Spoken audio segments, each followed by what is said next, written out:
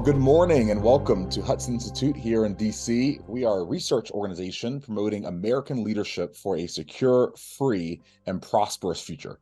My name is Jeremy Hunt, and I'm a media fellow here. And today we'll be discussing what it means to rebuild American naval dominance. And we have with us Dr. Jerry Hendrix, who is a retired Navy captain, having served 26 years on active duty following his commissioning through the Navy ROTC program at Purdue University. And during his career, Dr. Hendrix served in a variety of maritime patrol aviation squadrons, as well as on super carriers and light amphibious assault ships. His shore duty assignments were as a strategist on the staffs of the Chief of Naval Operations, the Secretary of the Navy, the Undersecretary of Defense for Policy, and within the Office of Net Assessment. And following his retirement from the Navy, following a standout tour as the Director of the Navy History and Heritage Command, he has worked as a senior fellow at the Center for New American Security and currently serves as senior fellow at the Sagamore Institute. And Dr. Hendrix, of course, holds a bachelor's degree from Purdue, master's in national security affairs from Naval Postgraduate School, and also a master's in history from Harvard, and a PhD in war studies from King's College in London. Thank you so much for being here with us, Dr. Hendrix. It's a pleasure to be here. Yeah, so we also have our very own Timothy Walton, who is a senior fellow here at Hudson Institute, who supports the work of the Center for Defense Concepts and Technology.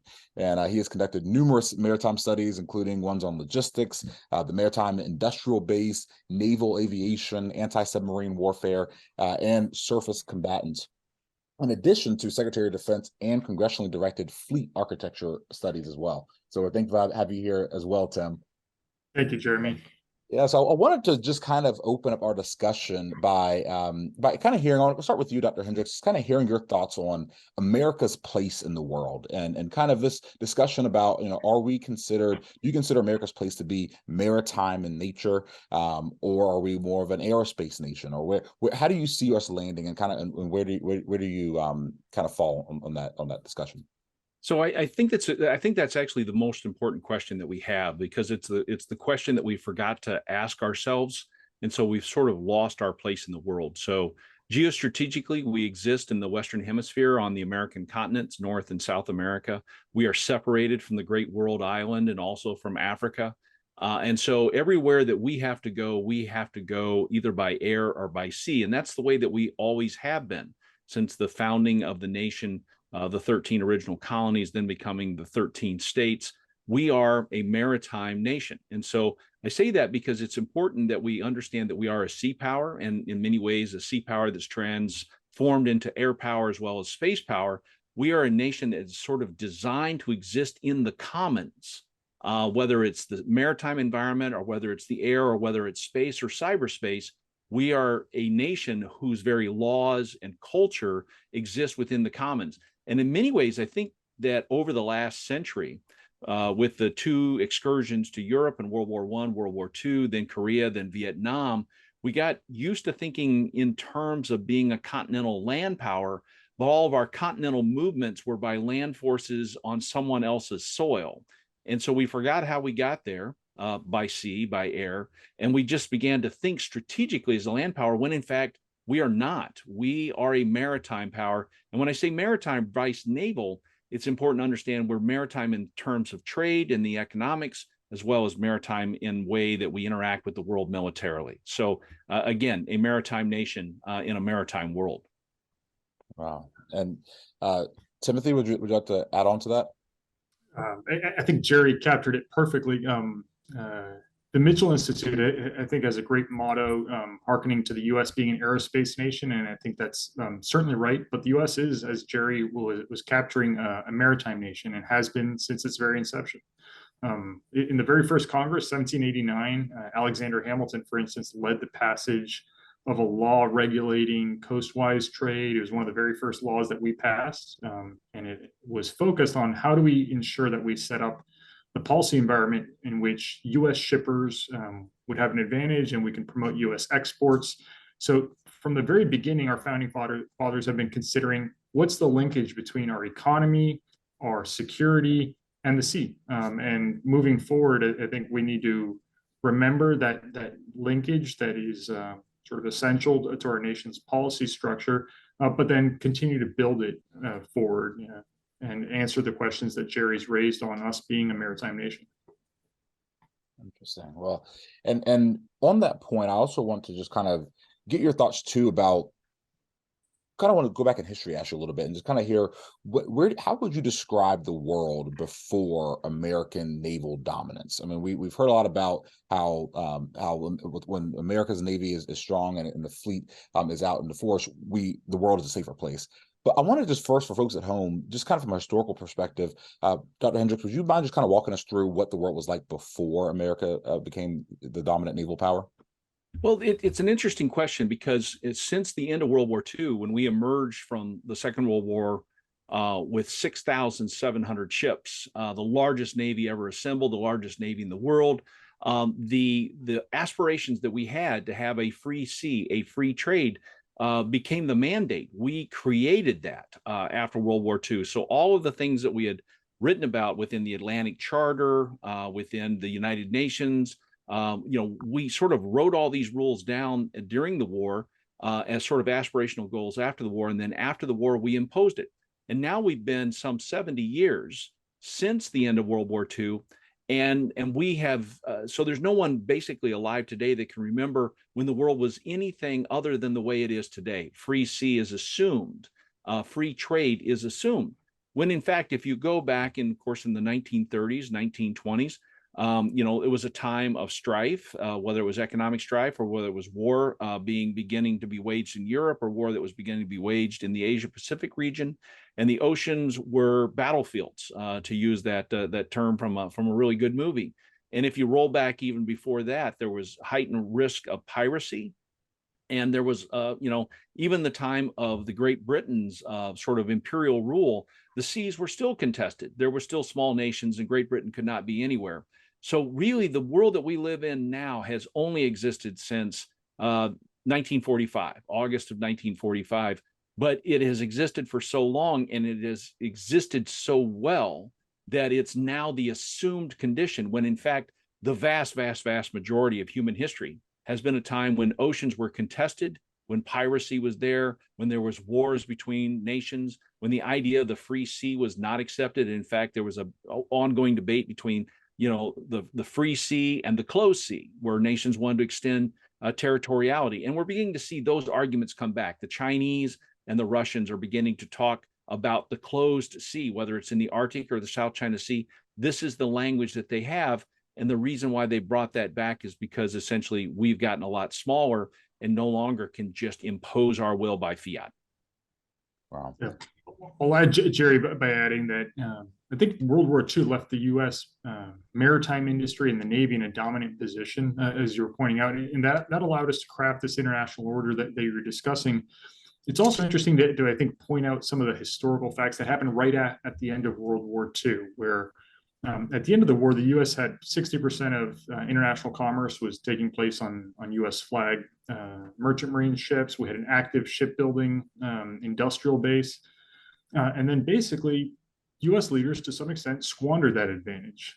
So there was this act in 1946, the Merchant Ship Sales Act, where we took our enormous global tonnage of ships and we sold them at bargain basement prices, principally to foreign ship owners. So that basically stimulated the growth in foreign commercial fleets, and then it allowed them to undercut the U.S. merchant marine industry, and then also gutted the need for new U.S. construction. Because if you have all these ships on the open market, there's really no need to build other ones here in the United States. So in that one act, I think we went from being at the pinnacle of our maritime power to setting ourselves up for a series of challenges throughout the 20th century. And I think now we're finding ourselves in this position where, as you were pointing out, there are these international challengers to a open view of the commons. And then for a long time in the 1990s and early 2000s, there was this view that the market would provide the shipping capacity needed for the US economy. But I think some of the recent disruptions we've seen in the supply chain crises and others are starting to cause some policymakers in the business community to even consider, do we need to think about a more robust US maritime industrial base? And Dr. Hendrix, to go back to you, and kind of on the same question of having a robust maritime industrial base, We know that also, I mean, we've seen a kind of a series of cuts over the years. I mean, it seems like since the 1970s, the naval fleet kind of first experienced a series of cuts, and then there was a slight uptick during the Reagan era, but then it was reduced once again. So why do you think this has happened? Our naval fleet, I think, sits a little bit below 300 now. And it was near 1,000, in time after World War II. Why do you think the naval fleet has experienced one of these cuts? What is it about the Navy that makes it such low-hanging fruit for those seeking to cut military spending? Well, in the 1970s, there was a broad movement because of Vietnam, and then coming out of Vietnam, there was a desire to reduce defense spending, especially because there was a number of economic, crises that hit the United States, whether it was the oil crisis with the embargo, or whether it was inflation that was sort of running away for a period of time, that we needed to try and become more efficient with the government. And so the Navy took cuts as we came into the 1990s. The Air Force took cuts. The Army, especially after Vietnam, took some significant cuts. And then there was that moment when Ronald Reagan came into office in 1981, where the Navy got a plus up. And it was really a significant plus up. We expanded the Navy by 15%, which in a 7-year period of time, which is rather substantial when you think about the overall scheme of things today, where we really put a pulse of money and energy into that industrial base. The problem we run into is then after the Cold War ends, that essentially not only did we slash the Navy, cutting 100 ships out of the nearly 600 ship Navy in the first year after the Cold War was ended, but also we went to the industrial base, and there was an event called the Last Supper, where the Deputy Secretary of Defense brought in all the big major firms and told them, look, the money's going away and you either consolidate or die. And so we had Lockheed and Martin Marietta combined to become Lockheed Martin. You had Boeing buy out McDonnell Douglas, which in and of itself was a combination of two companies. And it went on like this for a number of years until we got down to sort of the industrial base that we have today, which is greatly compressed. All of the major aircraft manufacturing shipbuilders are reduced into a very small number. And so now as we enter this new period of great power competition, we lack the sufficient industrial base to rapidly re-expand. If we told the Navy that we want to expand you by 15% in the next 7 years, the industrial base is going to come back and say, we can't do that. Well, I would disagree with that. I think we need to touch other parts of the industrial base that we haven't touched in a while. But the fact of the matter is they have a legitimate reason for saying, hey, you told us to get smaller and more efficient to provide ships just in time to you. Now you want to do a surge, and we're not set up for that. That's an issue.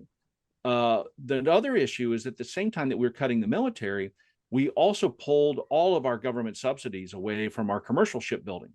So not only did we dry up the defense industrial base, we dried up the commercial industrial base. And that's really important because that's a great source of workers. That's a great source of downstream part suppliers. And for that matter, even innovation within shipbuilding can occur in your commercial side. And we pulled all the subsidies away from that, as Tim was just saying earlier, because, the market will provide. And you're right, the international market did provide. But today now we're finding that the average price of the U.S. Navy ship, even adjusted for inflation, is double the price that it was at the end of the Cold War, simply because there's not a market to support that. So these are the culmination of issues that have all come home, to impact us now. And it's things that we have to take, on very broadly. And do you think, especially going back to the kind of Vietnam era, do you think that the advent of the all-volunteer force kind of played a part in this as well? And how do you think that impacted our naval strategy and some of the cuts? That's a really good point, because when we left the draft and we went to all volunteer force, we knew that we were going to get smaller, simply because of the means we weren't going to have the access, the mandatory access of manpower at the time. So we set ourselves up really for what we called the second offset, where we were going to take a technological advance in order to offset the Soviet Union's numerical advantage at that point in time. So we made investments in things like the Aegis class cruisers and then the destroyers. We went with guided precision weapons. We went with stealth, which we thought we could buy in smaller numbers, but still have a comparative advantage over the larger forces of the Soviet Union at that time. The problem that we have now is that, first of all, that technological advantage has decreased. And there still is a moment when quantity has a quality all of its own. If you only have 290 ships, they can only be in so many places at once. And if your opponent, in this case, the Chinese Communist Navy, if they have 400 ships, well, they can be a lot more places and they exert much greater influence. So this is that point, I think, where we've reached a tipping point of comparative advantages running against us now. Yeah, and on that note of the great power competition, I want to ask Tim about this. I'll go to you first, Tim, about how has Russia and China kind of began to fill the void that the U.S. Navy has left on the high seas? That's an excellent question. In terms of Russia, I think we can talk a little bit more about the war in Ukraine, but it's evident that even though the size of Russia's naval forces has greatly contracted since the Soviet days, the capability of its undersea forces continues to be top notch. And U.S. naval forces and allied naval forces are actively engaged tracking Russian naval forces. So the capability that Russian naval forces continue to generate is significant. And then I think that the greater challenge is that posed by China. The Chinese Communist Party took the Gospel of Mahan to heart. They literally extensively translated Alfred Thayer Mahan and decided to embark on a calculated program to generate the world's largest maritime industry. And so China is now the world's greatest maritime power. I want to reiterate that just because I think it's a shock to some US audiences where, again, China, not the United States, is the world's greatest maritime power, has the world's greatest merchant marine, sort of commercial maritime industrial base, and the world's largest navy. And on that commercial side, it decided to develop a strong commercial base where it now has, since 2010, it's had the world's largest shipbuilding industry. It has the world's largest port operations sector, the world's largest merchant marine, that it's incorporated into a formal merchant marine that it regularly exercises to support different combat operations. And then on the naval power side, it has the world's largest Navy and Coast Guard, and it's increasingly transiting and conducting operations abroad. Just this week, we saw that a new Chinese aircraft carrier task force was operating near Guam, U.S. territory of Guam in the Western Pacific, and previous operations have taken them as far as Alaska and different types of circumnavigations around the world. So Chinese naval power is building off of the inroads that have been set by Chinese commercial maritime power across the world. Wow. And Dr. Hendrix, would you agree with that assessment as well? I absolutely agree with it. The one thing I would say, though, is that China is the greatest maritime nation in the world today because we allow it to be. It derives its power because it builds more ships, which we allow to visit our ports. China is a purely export economy. They do not have a sufficiently sized middle class to be able to consume their own goods. So they need those ships to take their manufactured goods and then export them around the world in these gigantic container ship fleets. But should the United States decouple, should the United States hold up the visitation of some of those ships or those products, or if we stop buying those products, or if we offshore where we want things like Apple phones or Nike shoes to be manufactured someplace else, then we hold in many ways powers of influence over that Chinese economy. So I agree completely. I mean, one Chinese shipbuilding yard exceeds capacity of all U.S. shipbuilding yards combined. So we know that they have that industrial capacity, but at the same time, we have certain levers and certain pressure points that we could push on that if we would so choose. Yeah. Wow. And what would you say are some of our greatest vulnerabilities in terms of what China and Russia are looking to exploit in our own Navy and our own ability to build ships and deploy them quickly? Well, the problem is that we have positioned ourselves as a global great power. So we have interests everywhere in the world. And so that has created this paradigm where we must be everywhere. We must exert influence everywhere, from the Arctic to the Mediterranean to the Arabian Gulf to the Indian Ocean, et cetera. We have to be everywhere because that's the world that we have created. China and Russia, either one of them, could make that truth a lie simply by exerting pressure in just one region of the world. So let's say that Russia surges out and assumes control over the Arctic, which they have the capability to do so because we haven't invested significantly in the Arctic. Or China surges out militarily, captures a place like Taiwan, thus securing the South China Sea and the East China Sea, thus putting our allies in the Philippines and Japan at risk. If they do that and the United States is unable or unwilling to come in to reset the status quo ante in that situation, then in fact, it causes the entire edifice of our global structure to fall and collapse. If you're proven that you cannot come to the aid of your allies in this region, it raises questions about your ability to come to the aid of your allies in other regions. So it puts the entire system at risk if they move forward. This is one of the reasons why I've been arguing, and Tim's been arguing, and Brian's been arguing for a number of years about how do we get back to a larger size Navy so that we can be out and about to work with allies and partners to rebuild this sort of global system of exchange that we spent 70 years creating. Tim, do you have any thoughts on that as well? It's an excellent question.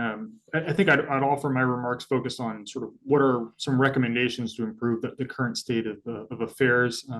And much of our analysis at Hudson has focused on how do we address shortfalls in maritime logistics to support the fleet afloat, but then also joint forces ashore? Because we found through a fair amount of our analysis is that if you invest more in logistics, such as the ability to refuel combatants or rearm them at sea or the like, you can usually increase the combat power of those combatants more than if you perhaps spent the same amount of money on combatants alone. So it's a high value investment for the force moving forward. Similarly, the joint force is heavily reliant on maritime delivery of bulk supplies. So for instance, the Air Force aspires to be able to conduct agile combat employment, which is this concept for distributing aircraft to different airfields and operating them in a dynamic manner. But that concept is heavily reliant on the ability to deliver bulk fuel supplies over the shore from maritime tankers, from the Military Sealift Command, from the Maritime Administration, from the broader merchant marine. So we need more logistics from that come from our maritime sector, both to support the Navy's effective employment and then the joint forces effective employment. Another area that we've been highlighting in some of our research is in the area of munitions. Nadia Shadlow led a report that I contributed to on energetics and munitions. And we're finding that DoD lacks the preferred munitions necessary to successfully execute stressing campaigns at moderate levels of risk, such as a country like China. And so we need to greatly increase the production of some preferred munitions, such as the long-range anti-ship missile, JASSM. We also need to incorporate some new energetics, such as China Lake 20 or CL20 into our munitions. These are energetic compounds that can make our existing and program munitions more effective because they could either go longer distance, they can have a greater effect when they arrive at their target. And then the third category of munitions improvements we've been focusing on is what are new classes of weapons that can provide the affordable mass we need to not only be able to strike hundreds of targets, but thousands of targets in a large campaign. Power JDAM is one example of this that could be developed in the coming years, but I think there are others that industry are developing. And the goal is to be able to complement some of these preferred munitions with an affordable set of weapons that we can get in mass. The last thought I'd have is just building off some of our earlier conversation on the poor state of the commercial maritime industry.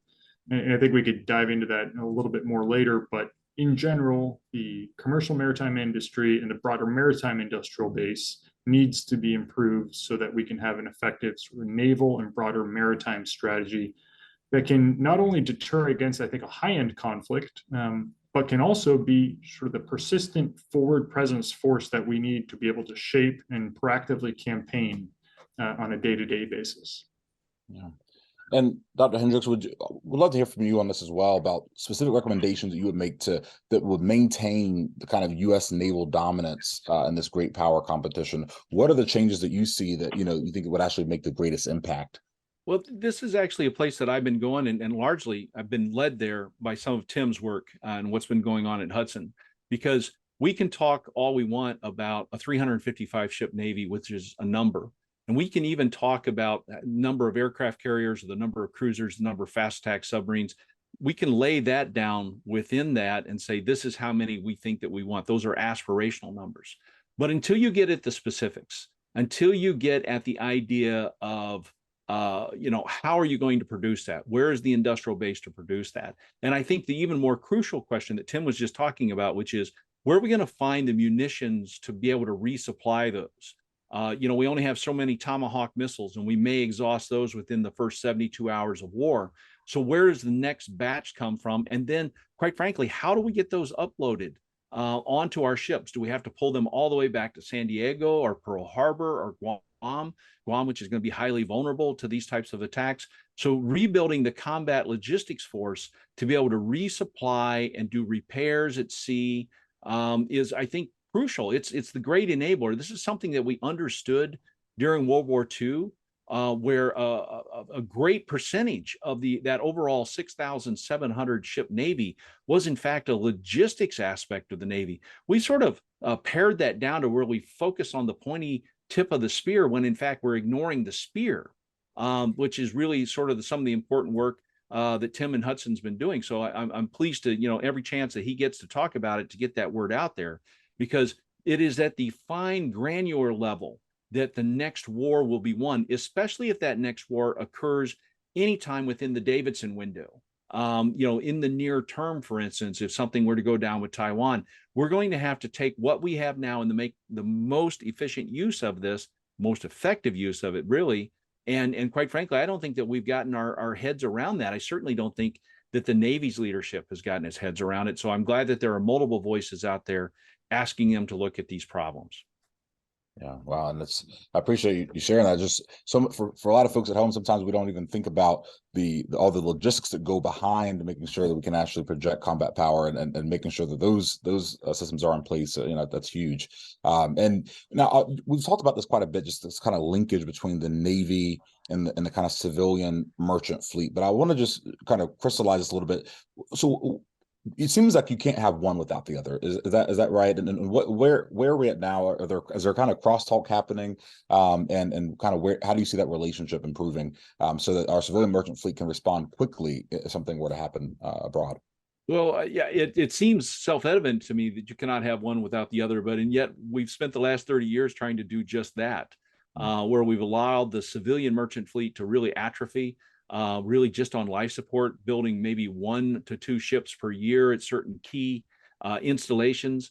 We have sufficient or significant capacity in places like Philadelphia or San Diego, where we could build more merchant. There's other yards out there, whether it's VT Halter or some of the yards are on the West Coast up near Oregon and Washington, where we could be building additional capacity there.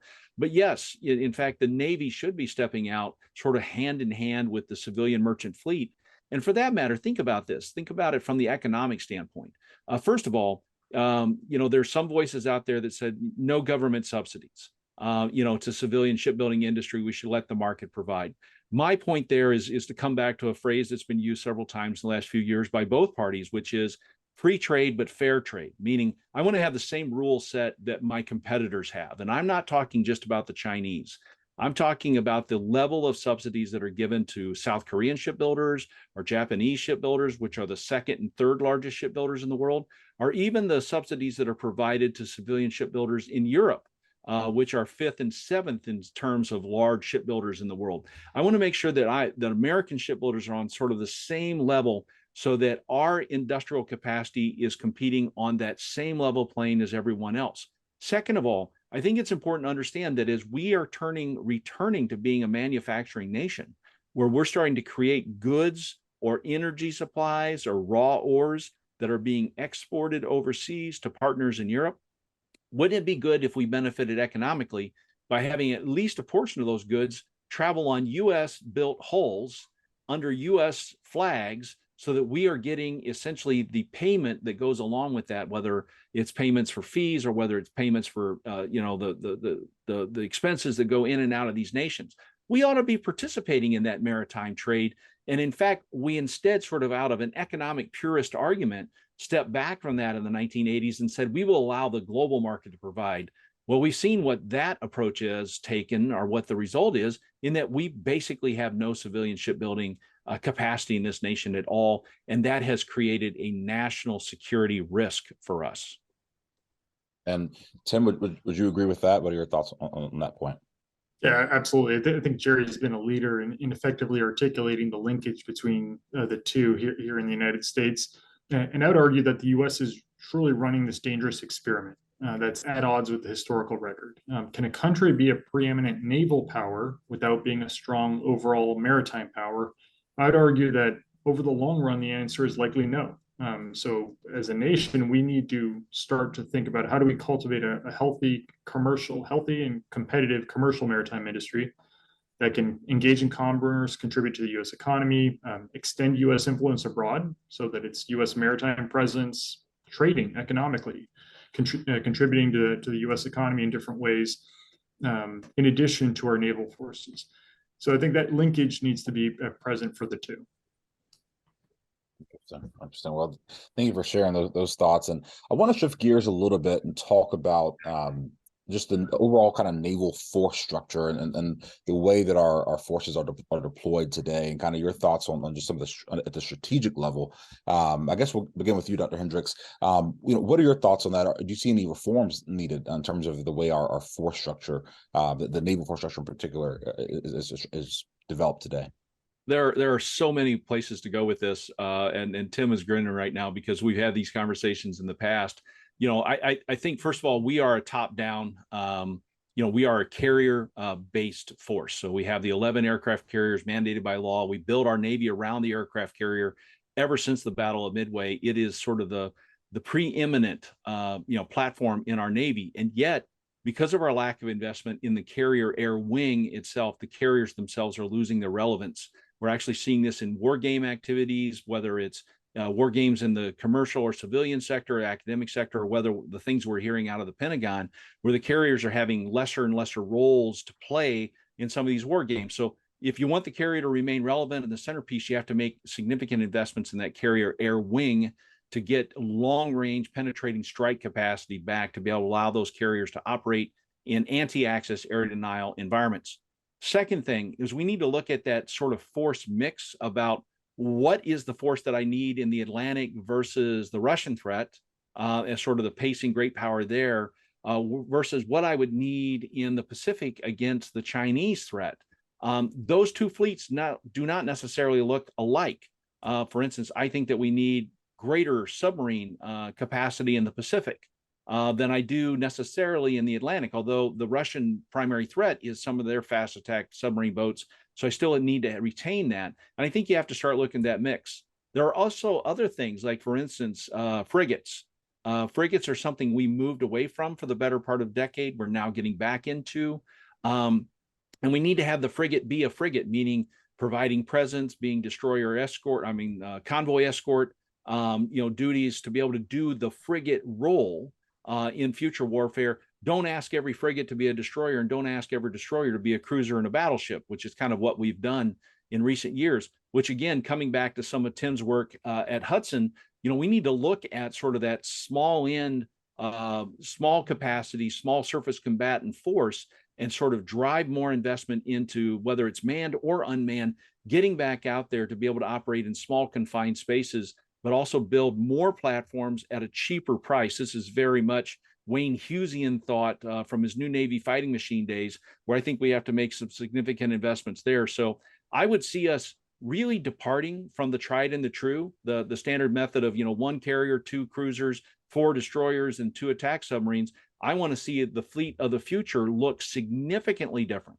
than the fleet of today. And in fact, if it doesn't, we've made a strategic mistake at that point. And I'll be very interested to sit back and listen to Tim because, he's done some really great breakthrough work in this area. Thanks, Jerry. I'd offer, I think, just building off of some of your last points there on smaller surface combatants and the need for them in our force design.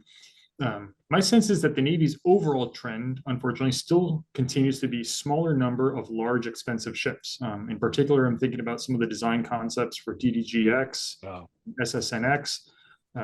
Steel and air are cheap, so in many cases, it does make sense to make vessels larger, especially if it's going to reduce the amount of complexity and density in that ship design.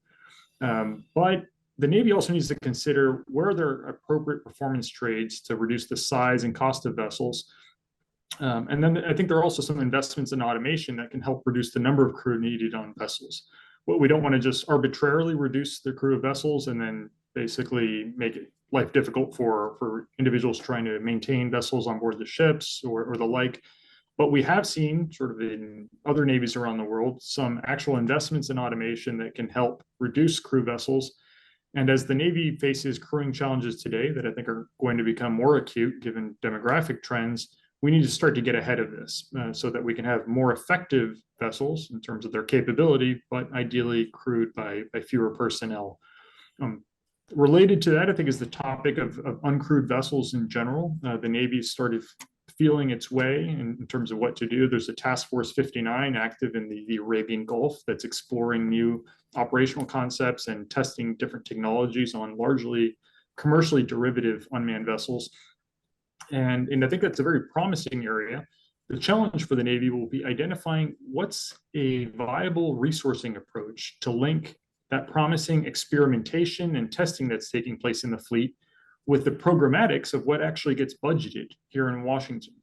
And so being able to develop a closer linkage between the two, where the Navy can rapidly direct, I think, streams of funding towards promising capabilities and maybe cease funding or divest of less promising uncrewed systems will be important, as will, I think, creating different workflows or mission threads where we don't count on new unmanned systems to be revolutionary and solve all our problems. But it's about identifying where do we need to insert uncrewed systems and where do we need to have crewed or manned systems to perform command and control, engagement, or other functions moving forward. My last thought would be on Jerry's point on terms of force laydown. The Department of Defense has aspired to be able to rebalance to the Indo-Pacific for some time. We really haven't done it much. The reality is there are pressing concerns around the world, and we are a nation with global responsibilities. That will continue. But moving forward, I think we are going to have to lean forward to meet the rising threat faced by China and increase the presence of naval forces that are in the Indo-Pacific, especially some of the forces Jerry was mentioning in terms of submarines, aircraft carrier battle groups, and the like, which will play a special role in that theater. It's funny you bring up the so-called pivot to the Pacific. I remember when I'm an Army guy, but at West Point, I remember them talking about this so-called pivot to the Pacific that never really was, and that was back in early 2010s. I mean, it's amazing how just certain narratives get out there. You rarely see the kind of follow through on it. But on that point, I do want to talk about. I would be remiss if I didn't talk about the war in Ukraine and how that has impacted your thoughts on America's kind of naval strategy. A lot of Americans are saying, well, this is proof that maybe we should expand our commitments of land force commitments in light of Russia's attack. But how has the war kind of impacted your view on the importance of naval supremacy? Dr. Hendrix, do you have thoughts on that? Yeah, so this is one of my areas of real frustration with the current administration.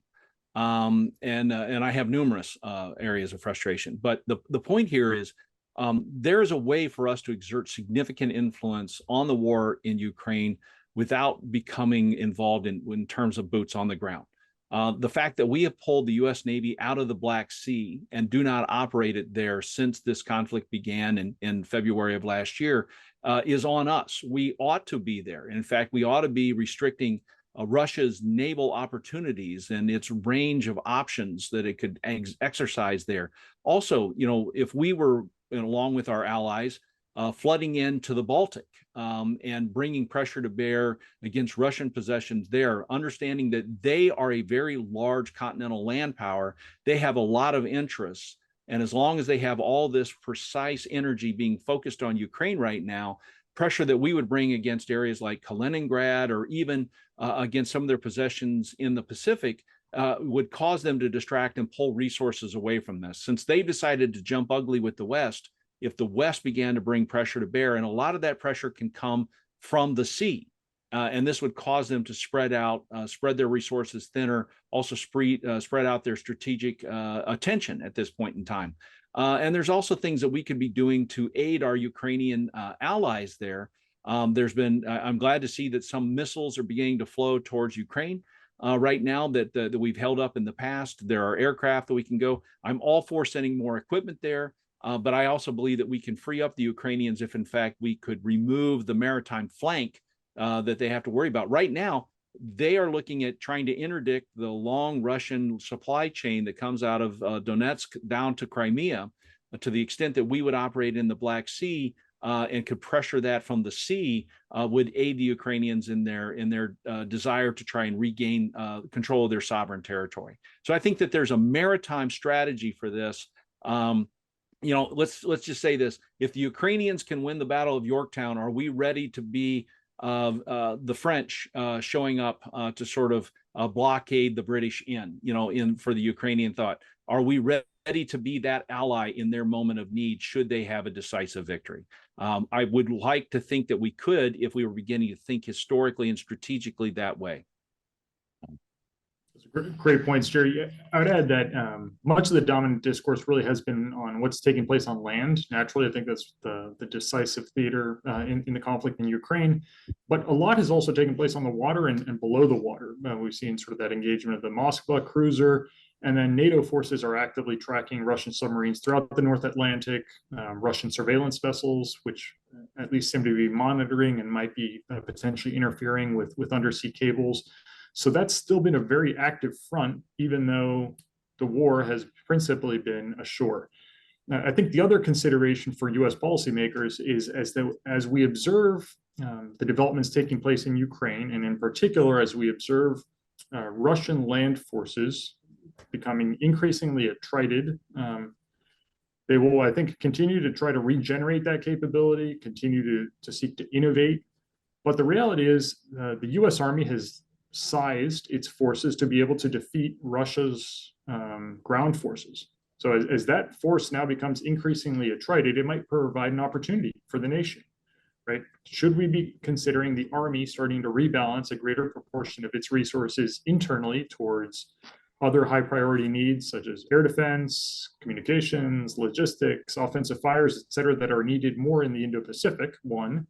But then two, after a certain amount of rebalancing there, is there an opportunity to take some of those resources and apply it towards maritime and air assets that I think can play an even greater role in an Indo-Pacific campaign?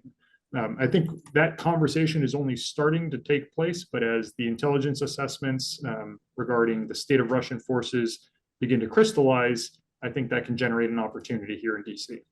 If I could just two-finger on that, because I think Tim has touched on a real option here. And the last time that, let's just say that we had a president that had significant military experience, Dwight D. Eisenhower, during the 1950s, he came in and he looked around, he took a strategic, perspective over where the threats were. We had a large standing army of 1.5 million active duty forces at that point in time. Eisenhower cut the army, his beloved army, five-star General Eisenhower, cut it by 500,000 troops, because he just saw that there was not a requirement for 1.5 million. He had a requirement for about 950,000, but he took that cost savings. He made significant investments in the Air Force to build up its bomber force, and he converted the Navy over to nuclear power, supersonic aircraft, and guided missiles on nuclear powered submarines.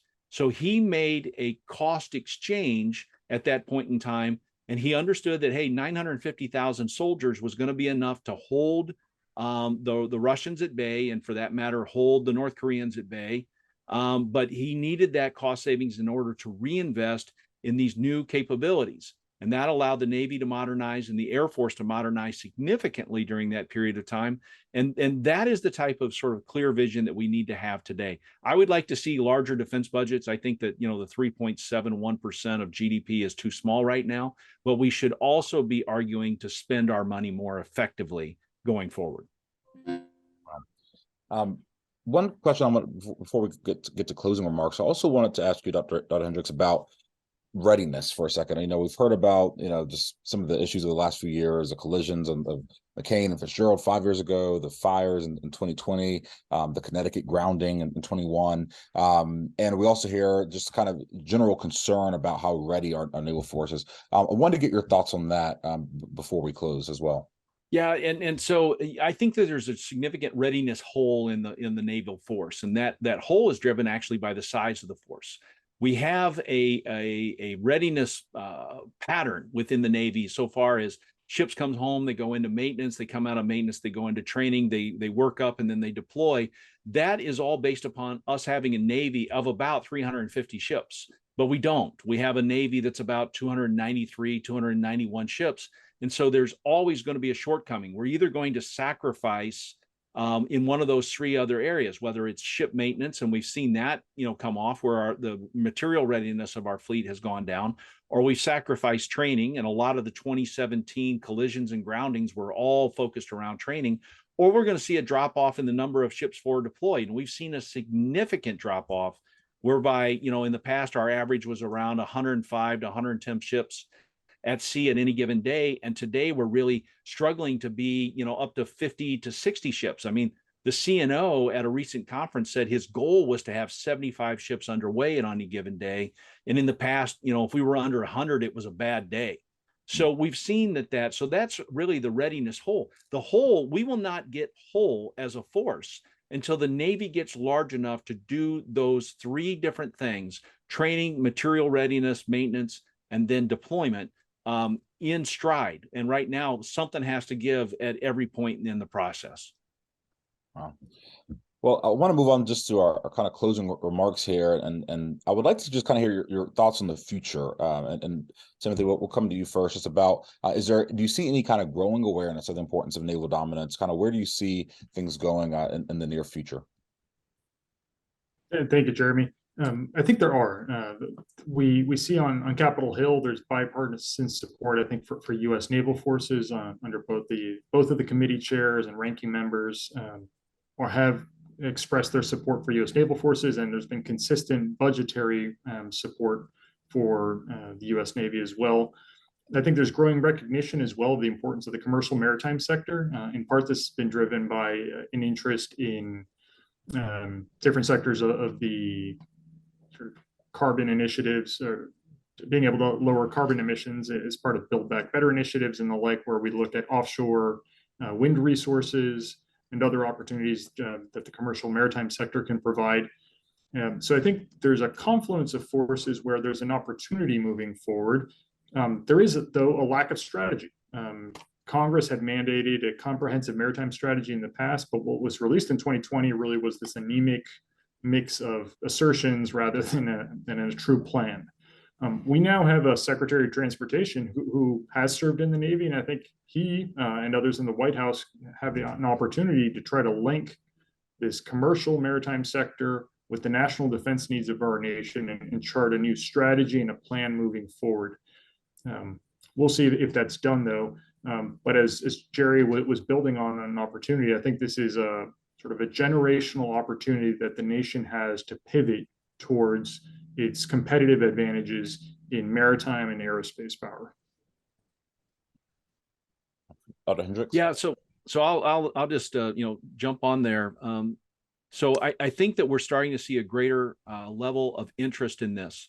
My most recent essay, very fortunate to get into the Atlantic, which is not an area that has been a frequent discussant on maritime policy, although it was a significant platform for maritime strategy discussions in the past. I mean, Mahan himself published there, Roosevelt published there, Henry Cabot Lodge had published there, and so it had been a platform. Now I think that there is a perception on the part of certain communities, intellectual communities, that, hey, this is an area that's increasingly becoming important to us. It's a place that we've ignored in the past. And so we're starting to see this discussion pick up. I want to see that continue, because the fact is for far too long, we in the navalist community have preached to the choir, where we published in sort of our own professional journals and magazines or within the national security community. We need to get out of that comfort zone and talk more broadly to the American people to make them aware of their nation being a maritime nation in a maritime world. We need to be able to get to the people who shop at Walmart so that they can understand that Everything that's in Walmart comes to them by container ship and by the sea. Same thing with BJ's Wholesale Club or Lowe's or Home Depot. We are a maritime nation with a maritime economy because all these things come to us by the sea. We need to make sure that we platform that out to the people so they can pick that up. And Tim's correct. We're starting to see greater attention on Capitol Hill. We have a greater population of veterans. Many of them are Navy veterans now, so we have some voices we can speak to. But we need to make sure that we drive home real solutions. It cannot simply be bumper stickers. We need to have actionable plans on how to expand the industrial base, how to get back the merchant fleet in a way that people can buy into. These are blue collar jobs. This is work. This is identity. This is satisfaction in life. That if we can help create, that we improve the overall nature of our American life.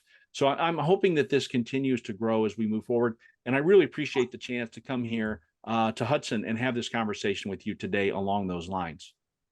Thank you. I just appreciate you, sir, and as well as Tim for just being here with us. And even for an Army guy, I've really enjoyed this discussion, talking through some of the challenges that our Navy is facing and thoughts towards the future. So thank you so much. And for those watching at home, thank you for joining us. Please continue to stay updated with us. You can go to hudson.org and just kind of see all of our upcoming events. And we'd love just to stay engaged with you. Well, thank you so much and have a great afternoon.